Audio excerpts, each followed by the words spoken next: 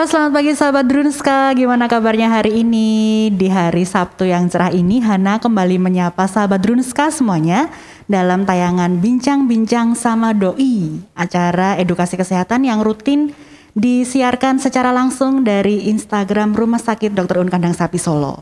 Di pagi hari ini yang cukup cerah ini, Hana sudah bersama dengan Dr. Irfan Zakir, spesialis anak magister biomedis yang akrab kita panggil Dr. Irfan. Pagi Dr. Irfan, gimana kabarnya? Selamat pagi Mbak Hana, baik, kabar baik saya.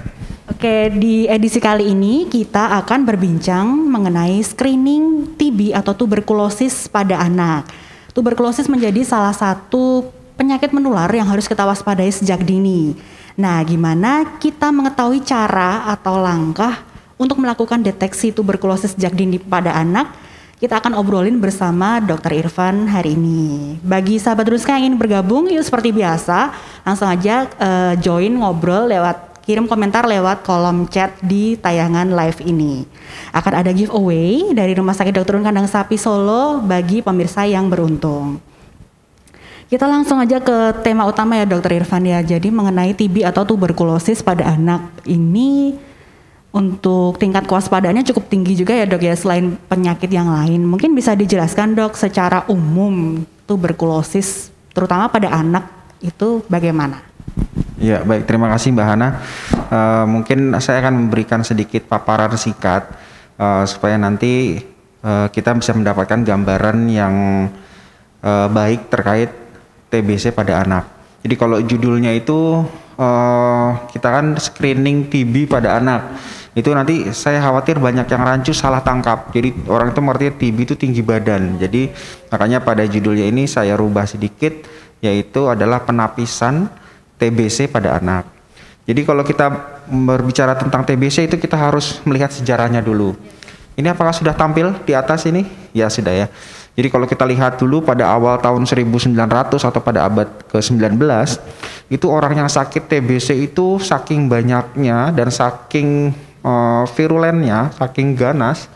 Jadi orang itu kalau kena TBC pasti sudah dianggap dia meninggal dunia. Oh ini pasti calon meninggal nih. Jadi sehingga yang sakit TBC itu selalu diasingkan ke pulau atau lokasi tertentu pada zaman dulu.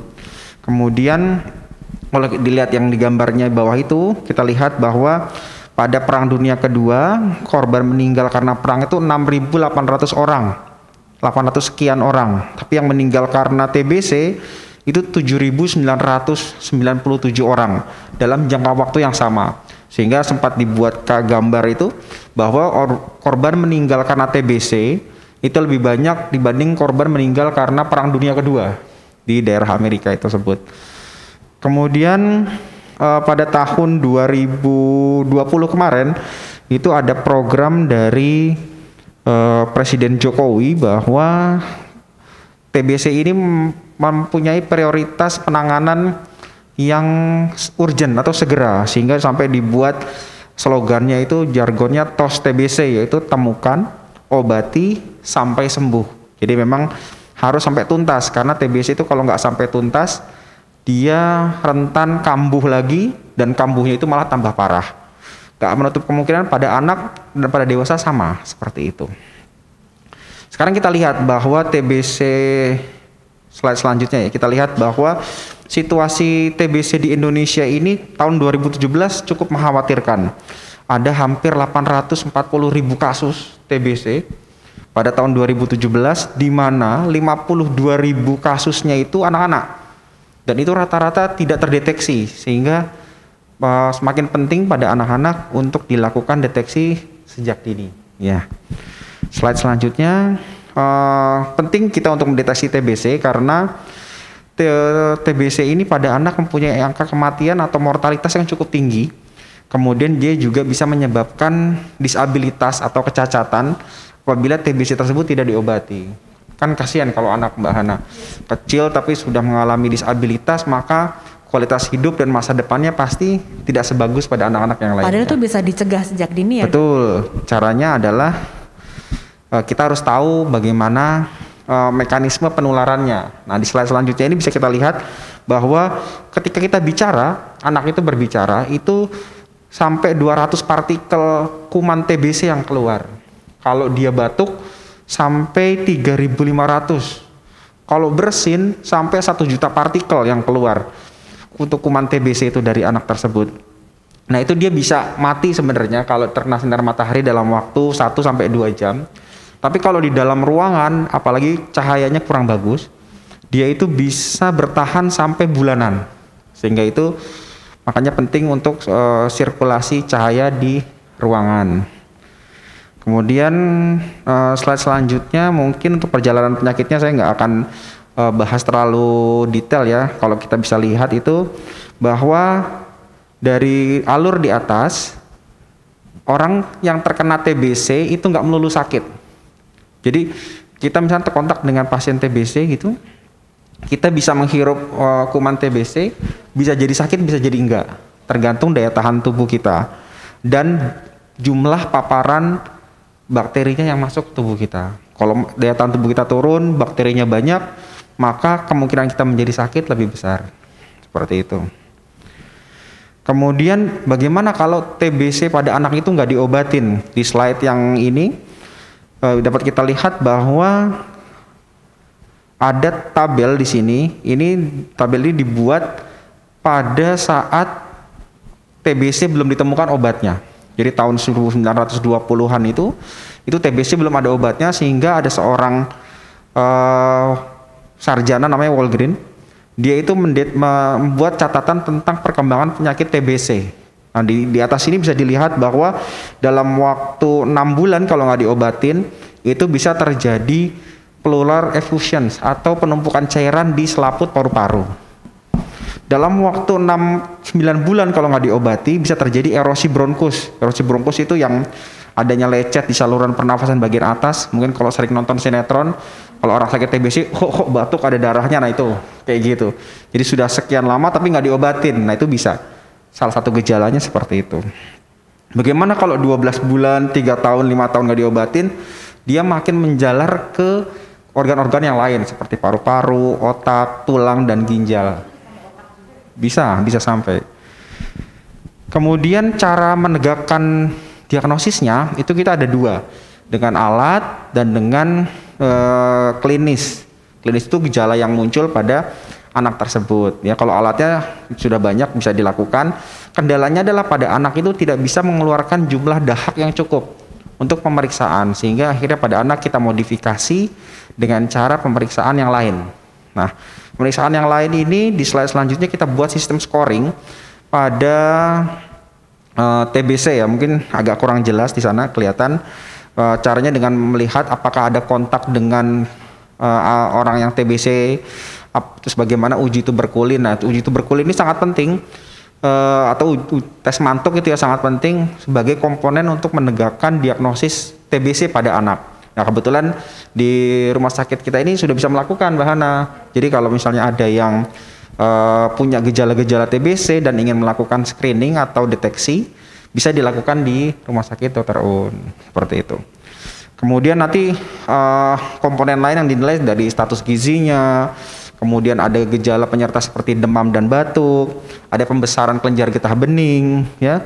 Kemudian nanti di ronsen juga nanti kelihatan, kesemuanya itu dikompilasi. Kemudian apabila skornya memenuhi, maka sudah terdiagnosis TBC pada anak. Seperti itu. Di slide selanjutnya kita bisa lihat bahwa kapan kita harus curiga anak itu sakit TBC, ya. Jadi kalau misalkan Bapak Ibu di rumah ada yang mendapatkan anak batuk lebih dari 2 minggu bukan karena alergi, demam lebih dari 2 minggu naik turun, kemudian berat badannya kok tetap atau nggak naik-naik dalam 2 bulan terakhir, anaknya lesu, tidak aktif, malas bermain begitu, kemudian ada riwayat kontak dengan penderita TBC, maka kita harus curiga dan kita harus segera lakukan deteksi dini atau screening atau penapisan, seperti itu. Kemudian di slide selanjutnya ini alur diagnosisnya ya, saya nggak akan jelaskan, tapi memang di sini bisa kita lihat bahwa sistem scoring yang tadi disampaikan memegang peranan penting pada penegakan diagnosis TBC. Kemudian terapinya bagaimana? Nah, terapinya ini adalah kita harus minum obat teratur. Nah, penting bahannya diperhatikan bahwa minum obat TBC itu minimal Kalau gejala ringan minimal 6 bulan. Yang sering didapatkan di masyarakat terutama di daerah mungkin daerah-daerah terpencil ya, itu mereka kadang-kadang minum obatnya nggak tuntas sehingga pengobatannya akhirnya nggak selesai. Jadi minum obat TBC itu minimal 6 bulan, misalkan sudah minum 5 bulan nih Mbak Hana, terus pergi keluar kota luput nggak minum 1 hari 2 hari gitu, ulang lagi dari bulan pertama. Jadi memang harus diminum sampai tuntas sesuai anjuran dokternya. Ketika diminum obat yang teratur, kemudian ada pengawas minum obat pada anak, itu perlu pengawas minum obat karena orang tua atau walinya itu harus mengingatkan. Kemudian kalau evaluasi berkalanya bagus, maka anak tersebut bisa sembuh. Tidak seperti perkiraan dulu di awal abad 19, kalau kena TBC pasti meninggal. Nah ini asalkan minum obatnya rutin, evaluasinya bagus, TBC pada anak bisa disembuhkan. Kesimpulannya adalah tadi yang pertanyaan Mbak Hana itu, bahwa TBC pada anak itu berisiko kematian dan bisa menyebabkan kecacatan, sehingga penting untuk dilakukan deteksi dini dan diagnosis yang dini supaya terapinya tepat dan anak bisa sembuh dari TBC. Seperti itu mungkin Mbak Hana, sedikit penjelasan supaya merangsang pertanyaan-pertanyaan mungkin ya. Ya oke, baik. Oke, terima kasih Dokter Rian. Dokter Ivan komplit banget sebenarnya materinya dari Dokter Ivan pagi ini. Cuman karena cepat, jadi kita bisa kupas satu persatu ya. Mungkin bagi para mami, para bunda-bunda ini yang jadi sahabatnya Dokter Irfan, banyak banget yang tanya, Mbak Hana ini Dokter Irfan hari ini ada nggak ya? Jadi kemarin itu sebenarnya udah ada yang tanya dok, mami-mami ini canggih banget dok, jadi acaranya belum jalan dia udah ada pertanyaan nih. Wah luar biasa ya. Kalau begitu pertanyaan saya mungkin bisa persiapkan jawabannya lebih dulu ya kalau tahu ya. Iya, jadi ada pertanyaan kemarin tuh, TB itu apakah hanya dari kuman Mycobacterium tuberculosis ya dok? Wah ini ibu siapa namanya? Ini dari Ibu, ini nggak kesebut sih dok. Oke, gak apa-apa. Ya, terima kasih Ibu pertanyaannya. Jadi kayaknya Ibu ini nakes ya, soalnya sampai tahu jenis kuman TBC itu Mycobacterium tuberculosis ya. Jadi memang ada beberapa jenis kuman yang bisa menyebabkan TBC. Tapi mereka memang dari satu famili, yaitu famili Mycobacterium. Yang perlu kita waspadai adalah bahwa tidak semua yang memberikan gejala seperti TBC itu penyebabnya adalah kuman Mycobacterium tuberculosa. Jadi bisa aja kuman yang lain. Nah itu memang untuk penegakan diagnosisnya kita membutuhkan pemeriksaan penunjang yang lebih lengkap. Seperti pemeriksaan tadi yang saya sebutkan, ada pemeriksaan gene expert atau kultur kuman dari Mycobacterium tuberculosanya. Sehingga kita bisa memberikan terapi yang tepat. Gak semua memang gejala TBC itu bisa disebabkan oleh kuman tersebut, tapi kalau melihat epidemiologi atau penyebaran penyakit TBC terutama di negara tropis, terutama di Indonesia, kebanyakan yang memberikan gejala seperti tersebut adalah penyebabnya itu, kuman itu. Sehingga di area terpencil dengan sarana dan prasarana yang terbatas, kita memberikan terapi berdasarkan data epidemiologi dan gejala klinis yang paling sering, sehingga biasanya kita langsung obati ke arah sana. Tapi kalau misalkan ada di kota besar, peralatan untuk mendiagnosisnya lengkap, mungkin kita bisa lakukan pemeriksaan lebih lanjut. Bener nggak sih anak yang batuk ini, anak yang demam lama ini, yang berat badannya nggak naik ini, penyebabnya Mycobacterium tuberculosa atau bukan? Seperti itu. Itu tadi dari Ibu Eni dok. Oh Ibu Eni ya, terima kasih Ibu Eni. Terus ini ada lagi, cuman ini belum ada namanya juga lagi dok. Ya, okay. Mitos atau fakta ya dok, anak yang berat badannya kurang itu rentan akan tuberkulosis. Ini masuk ke salah satu dari gejala tadi ya dok ya? Betul. Jadi memang gejala TBC itu adalah salah satunya yang perlu kita waspadai apabila anak berat badannya turun atau tidak naik dalam waktu minimal 2 bulan. Ya. Jadi pada anak-anak yang nutrisinya kurang, misalkan asupannya kurang, tidak begitu baik Mbak Hana, itu dia daya tahan tubuhnya kurang bagus. Sedangkan kunci untuk melawan TBC, selain obat-obatan, deteksi dini, salah satunya adalah imunitas yang baik. Jadi ketika nutrisinya kurang bagus, daya imunnya turun, akhirnya dia rentan terjadi TBC. Betul bisa. Tapi tidak melulu anak yang makannya kurang itu pasti kena TBC, tidak. Jadi memang faktor risikonya sangat banyak. Misalkan seperti riwayat kontak, misalkan dalam satu rumah atau tetangga sekitar rumah ada yang sedang pengobatan TBC, itu kalau sering kontak bisa tertular. Walaupun anaknya daya tahan tubuhnya bagus misalkan, tapi karena frekuensi kontaknya sering terpapar, akhirnya bisa juga kena. Tapi kalau anak yang daya tahan tubuhnya kurang karena nutrisinya kurang, ya itu juga lebih rentan lagi. Nah, jadi selain itu juga banyak faktor yang bisa berkontribusi untuk menyebabkan anak tersebut sakit, nggak melulu karena berat badan atau nutrisinya kurang. Seperti itu Mbak Hana. Ini yang bikin Hana penasaran sih dok, kalau gejala TB, tuberkulosis pada anak itu kan demam, batuk, dan berat badan yang cenderung stagnan ya dok ya. Bedanya gejala TB pada anak dan dewasa itu apa dok? Atau sama aja sebenarnya dok? Oke, baik. Jadi gejalanya sebenarnya nggak begitu berbeda, tergantung dari fase apa dia mengalami gejala. Jadi ada beberapa dewasa dan anak-anak yang gejalanya mirip, itu memang gejala pada umumnya ya, seperti batuk, karena kan TBC itu pada awalnya dia mengenai saluran pernafasan, sehingga akhirnya gejala yang muncul gejala-gejala saluran pernafasan, batuk gitu ya. Kemudian karena infeksi akhirnya tubuh bereaksi dengan cara meningkatkan suhu tubuhnya, akhirnya demam lama gitu ya, nafsu makannya kurang. Nah itu biasanya dewasa dan anak-anak sama. Berat badan turun juga sama, jadi orang-orang yang mungkin badannya nggak begitu gemuk mungkin ya, itu mungkin juga gampang beresiko terkena TBC kalau paparannya sering. Satu hal yang mungkin membedakan dari anak dan dewasa, itu biasanya pada anak gejalanya tidak khas. Pada anak itu batuknya itu tidak sesering pada orang dewasa, sehingga kadang-kadang kita suka luput, ini batuknya mungkin karena batuk pilek biasa, atau karena cuaca, atau karena paparan asap atau debu misalkan. Jadi kadang-kadang kita lengah terhadap itu. Tapi ya mungkin kalau batuknya lama sampai 2 minggu nggak berhenti-berhenti, kalau udah diobatin, kemudian demam juga sudah lebih dari 2 minggu naik turun, udah diobatin dengan obat yang bagus, yang baik, dosisnya tepat, tapi nggak hilang-hilang, mungkin kita bisa berpikir ke arah sana. Seperti itu. Kalau tuberkulosis ini genetik nggak sih dok sifatnya? Oh iya, kalau genetik itu berarti maksudnya diturunkan ya? Iya, bisa. Misalkan bapak ibunya ada yang TBC, anaknya jadi TBC gitu ya? Iya. Jadi untuk memahami itu, kita harus, untuk menjelaskan itu, kita harus paham penyebaran dari TBC. Jadi TBC itu disebarkan melalui droplet atau air liur yang dikeluarkan yang mengandung kuman TBC di dalamnya. Beda tipis sama COVID berarti ya dok ya, dan droplet. Betul, jadi salah satu penyakit yang airborne disease, jadi penyakit yang ditularkan melalui saluran udara di sekitar gitu ya. Jadi memang seperti itu penularannya.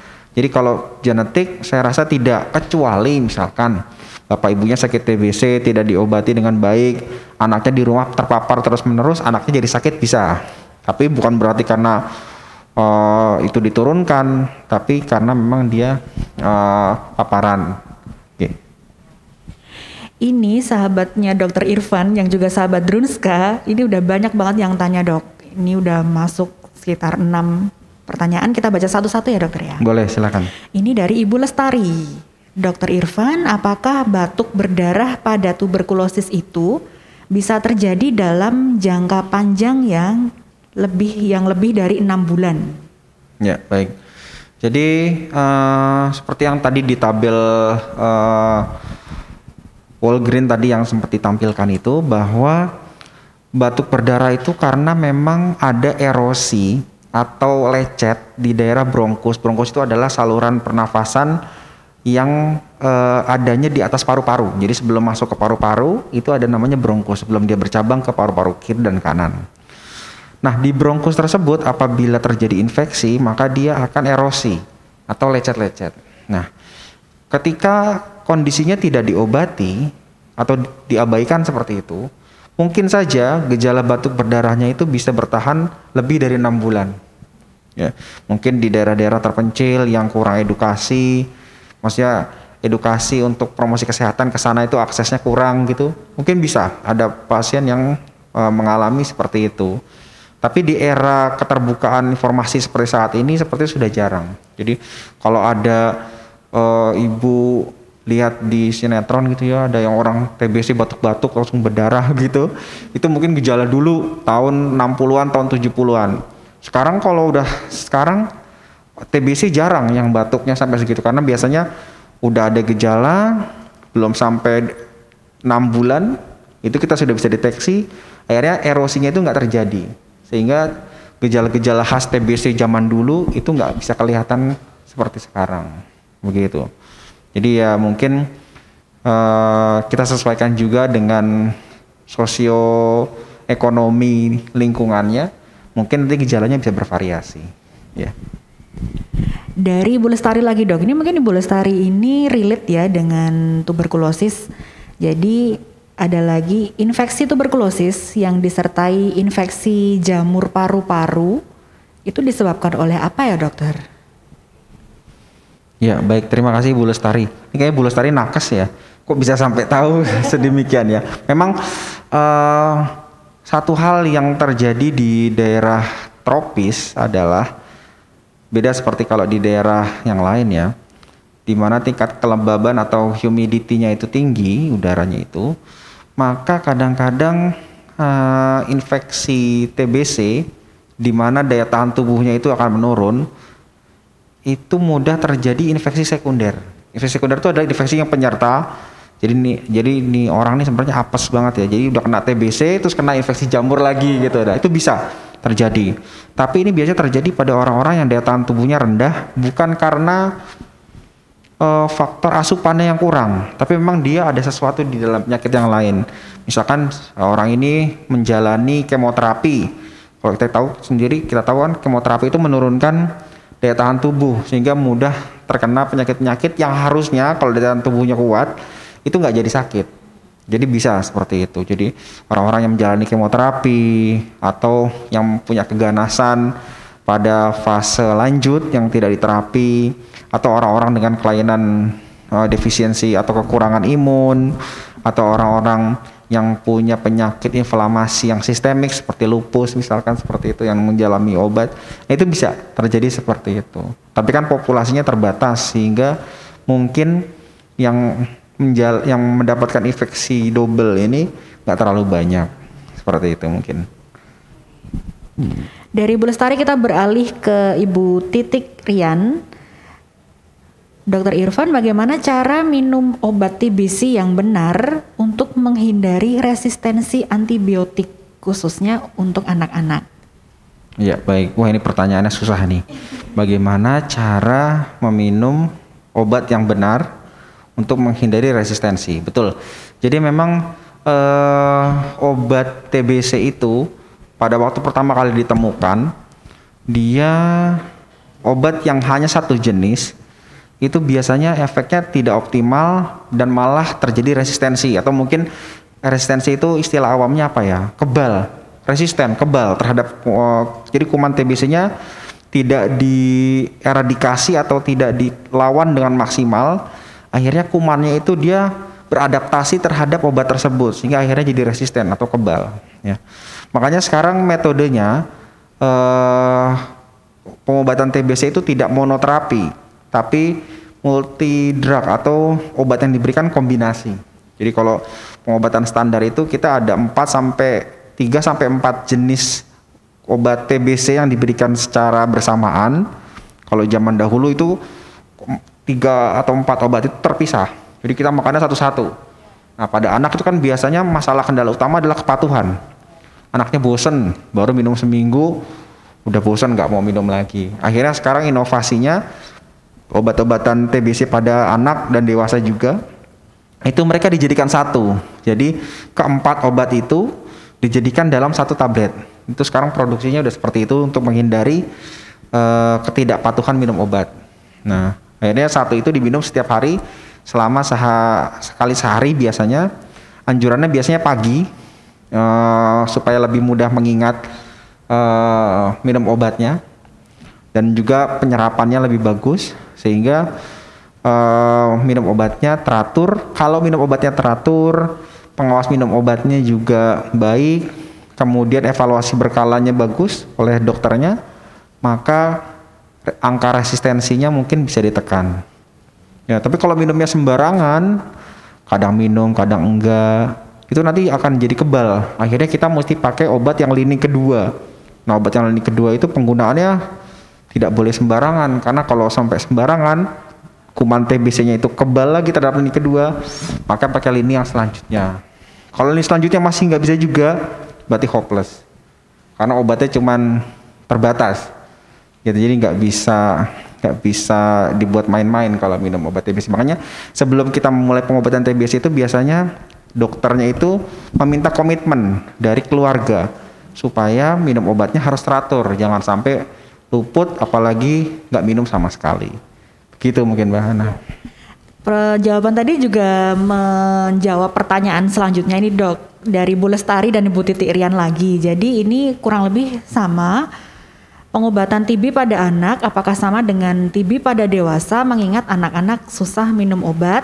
Dan dari Ibu Titi Irian ini, tips agar anak tidak lupa minum obat, itu berarti masuk dalam komitmen pengawas minum obat tadi, ada yang diminum tiap pagi, kemudian yang 4 tablet dijadiin 1 itu tadi. Ada tips lain nggak dok biar nggak susah minum obat dan nggak lupa minum obat?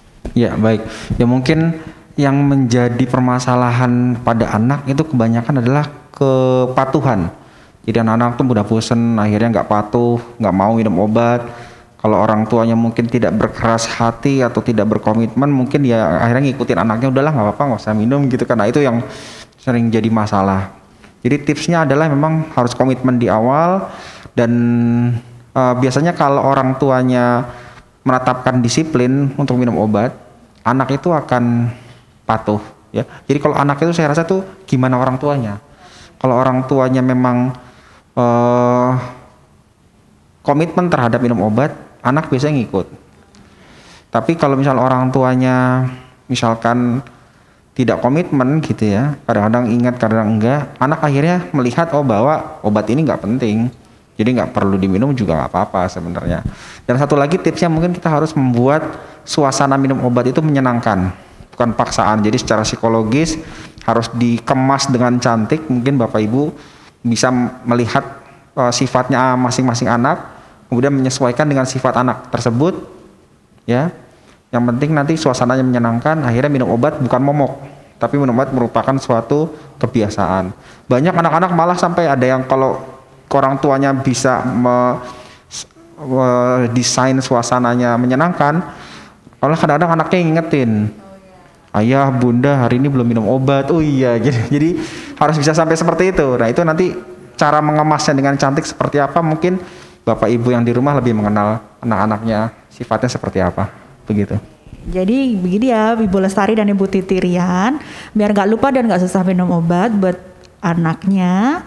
Jadi dari pendekatan psikologis bikin minum obat itu menyenangkan. Habis ini boleh main game tapi minum obat dulu. Bisa kayak gitu ya.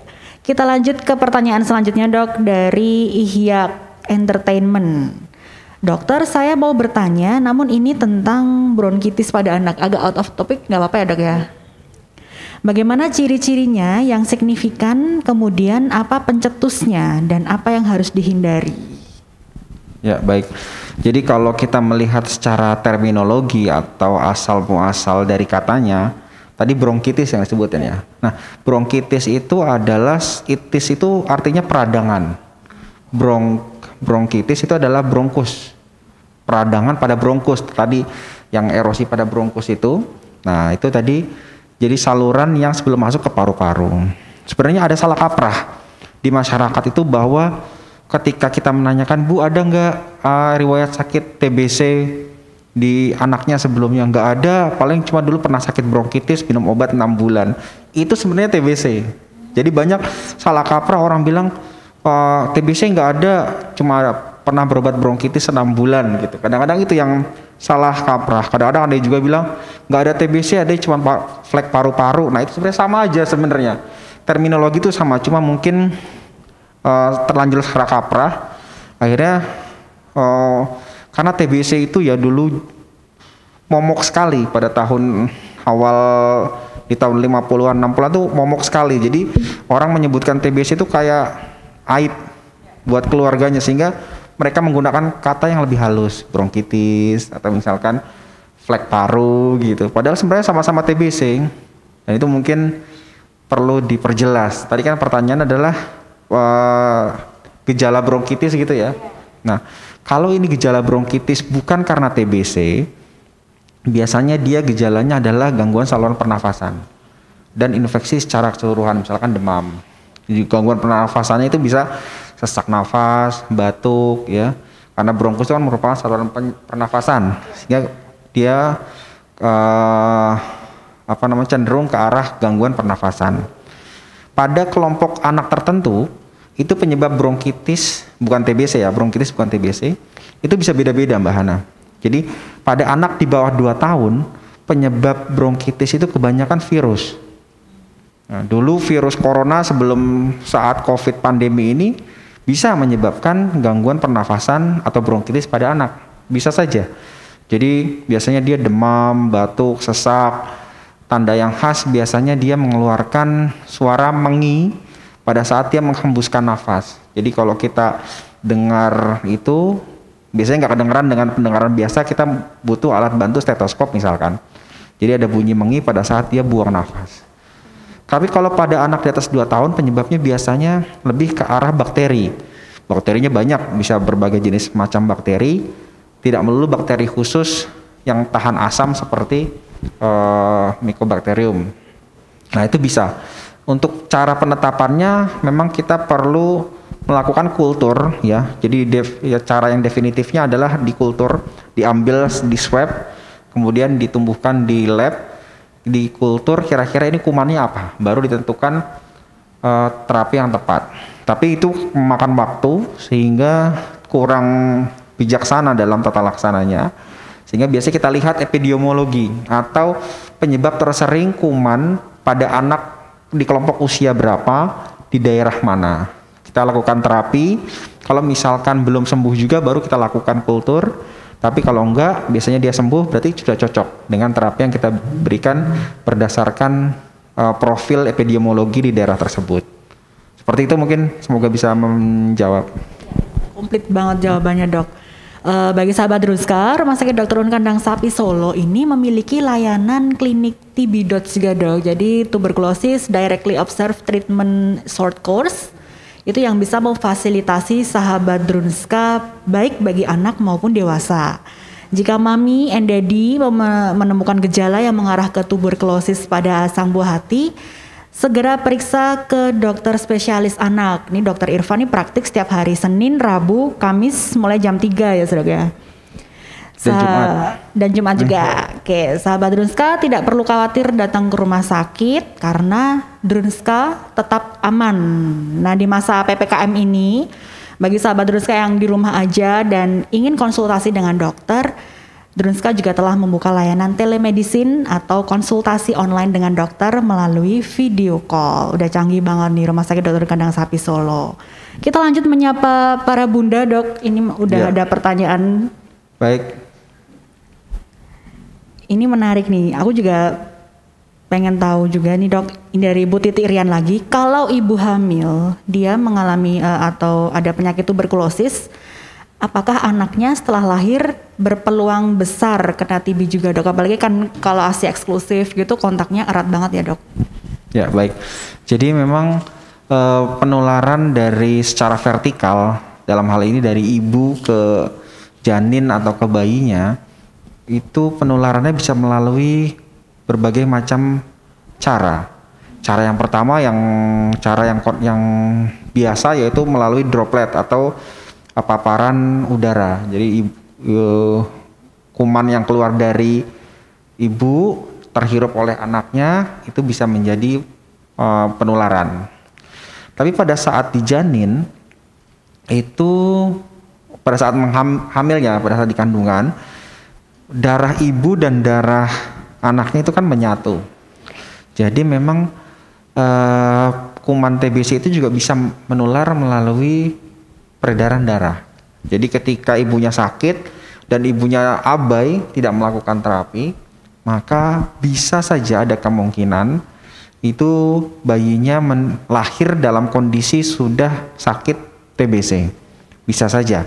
Malah kadang-kadang kalau parah sekali sehingga akhirnya pembentukan organ pada saat di janin tidak bagus, akhirnya bayinya lahir dengan kelainan cacat bawaan itu bisa. Jadi jantungnya atau paru-parunya atau otaknya itu tidak berkembang dengan baik, malah ada kumannya di sana, itu bisa. Tapi biasanya itu pada kondisi-kondisi yang ekstrim, ya. Nah, walaupun sebenarnya di dalam plasenta itu ada dia namanya barrier atau semacam saringan yang bisa menyaring kuman-kuman itu supaya tidak masuk dari ibu ke bayinya, itu ada. Tapi sejauh mana barrier itu dapat menahan arus kuman di dalam darah itu belum ada penelitiannya.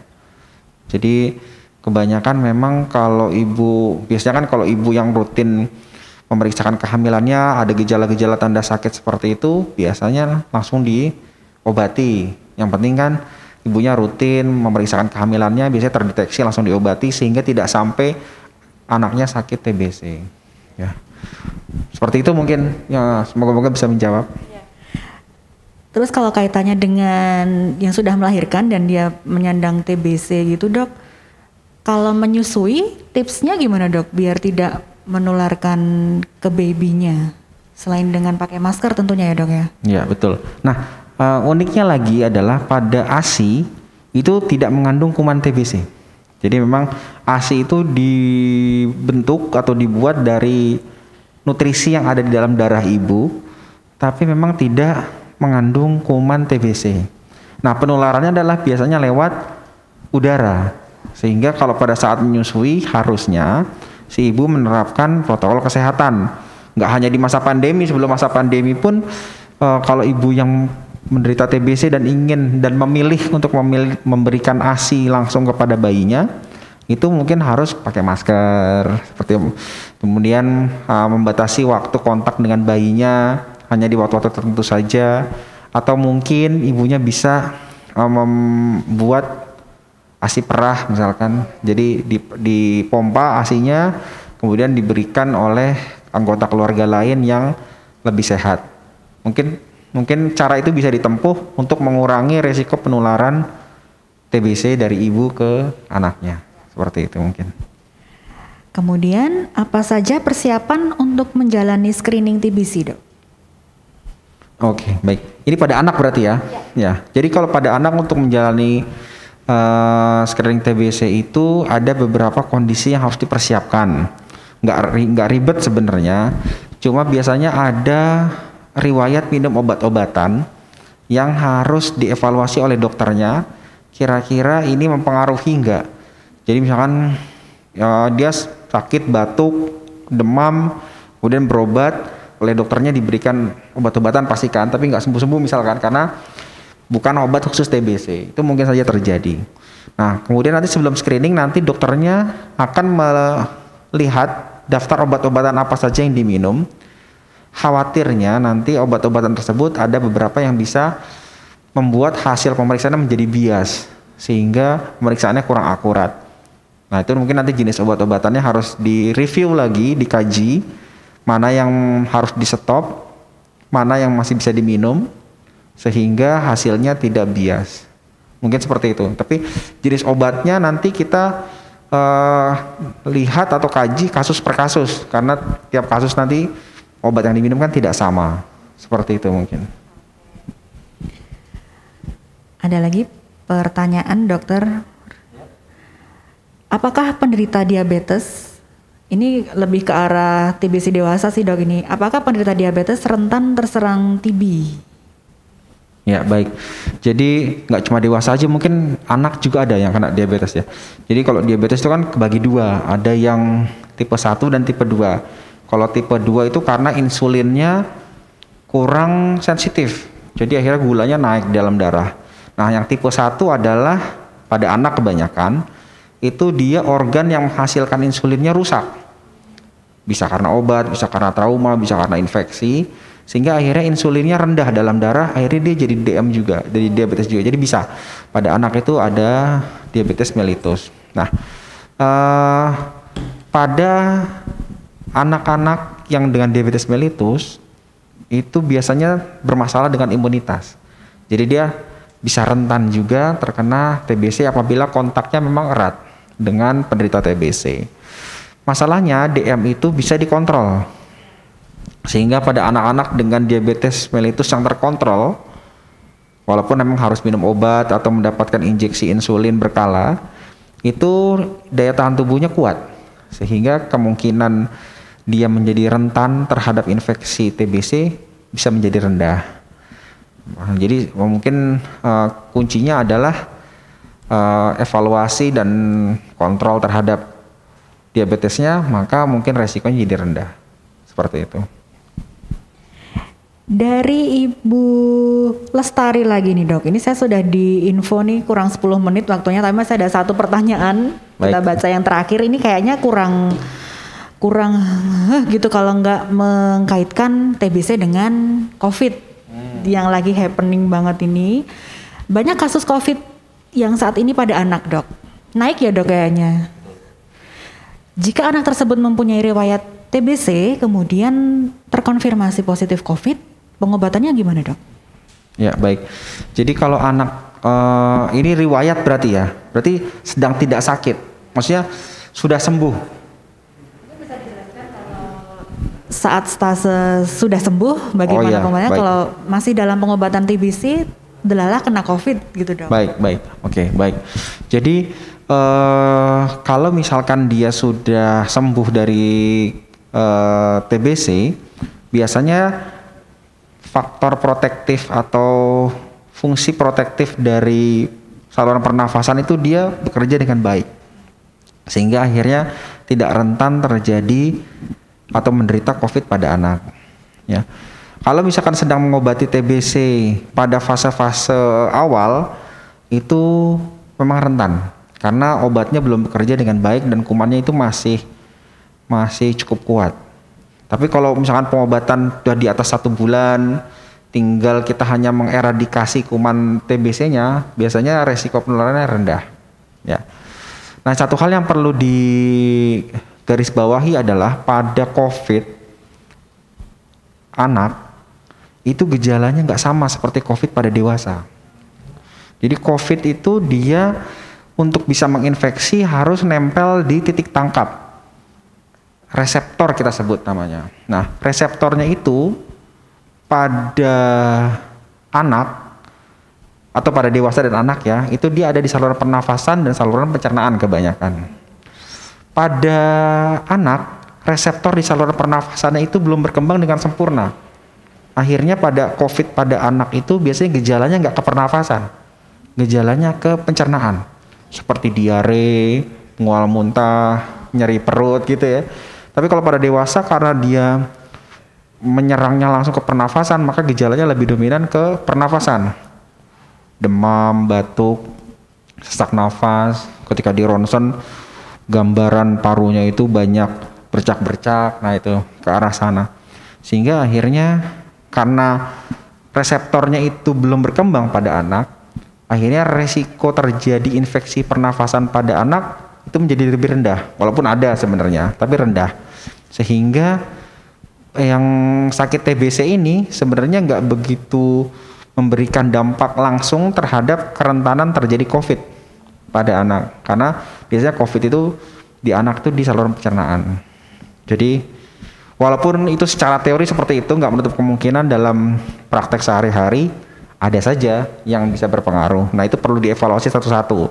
Jadi nggak bisa digeneralisir bahwa semua yang TBC itu pasti lebih gampang kena COVID, nggak juga. Seperti itu mungkin, semoga bisa menjawab. Jadi intinya kalau sudah menemukan gejala-gejala batuk, demam, entah itu kita ragu ini TBC apa COVID ya, jangan ragu periksa ke dokter ya dok ya. periksakan ke dokter. Kadang ada orang yang takut ke rumah sakit gitu dok. Tetap ya dimotivasi kalau ada gejala periksa ke dokter. Ya betul. Jadi kita harus bijaksana dalam memilih perawatan ke rumah sakit. Jadi kita harus lihat profil rumah sakitnya. Kalau misalkan menerapkan protokol kesehatan, kemudian misalkan ada area untuk yang sehat, area yang sakit, kemudian bagaimana pelaksanaan protokol kesehatannya. Saya rasa kita nggak perlu takut ya. Yes. Seperti itu. Mungkin. Apalagi Rumah Sakit Dr. Un Kandang Sapi Solo ini sudah dari tahun 2017 dok, itu sudah menerapkan pemisahan jalur dari pasien yang sakit sama yang sehat. Jadi udah healthy banget deh di Rumah Sakit Dr. Un Kandang Sapi Solo ini. Baik, jadi nggak perlu takut ya Mbak Hana ya? Yes, tidak perlu takut karena Drunska tetap aman, kayak di kaos yang aku pakai ini, Drunska tetap aman. Dokter Irfan, gak terasa kita sudah bersama hampir 1 jam. Banyak banget kita menyapa para netizen yang sudah join ngobrol siang ini. Meskipun ada beberapa pertanyaan yang belum kejawab, don't worry, masih bisa nanti ditanyain via DM Instagram. Nanti bisa bantu jawab ya Dokter Irfan ya. Siap. Oke, terima kasih Dokter Irfan untuk edukasi dan informasi yang diberikan siang ini kepada sahabat Drunska. Bermanfaat banget, membuka pikiran banget. Terima kasih juga untuk semua sahabat Drunska yang sudah join, sudah setia mengikuti dari awal hingga akhir acara ini. Oh ya, pemenang giveaway Bincang-Bincang sama Doi edisi hari ini akan diumumkan melalui postingan Instagram TV. Jadi stay tune di Instagram @drunska. Oke, tetap jaga kesehatan dengan makanan bergizi. Jangan lupa untuk selalu cuci tangan dengan sabun, jaga jarak fisik dengan orang lain. Protokol 5M, pakai masker, maskernya double ya dok ya. Double, betul. Double, jangan dipakainya di bawah hidung, tetap menutup hidung. Selamat melanjutkan aktivitas. Jangan lupa untuk tetap jaga kebersihan, kesehatan, dan stay at home, di rumah aja. Apalagi di masa PPKM ini, kita berdoa bareng-bareng. Semoga wabah virus corona ini segera berakhir. Rumah Sakit Dr. Un Kandang Sapi Solo aman untuk Anda. Sampai jumpa di acara Bincang-Bincang sama Doi selanjutnya. Selamat siang.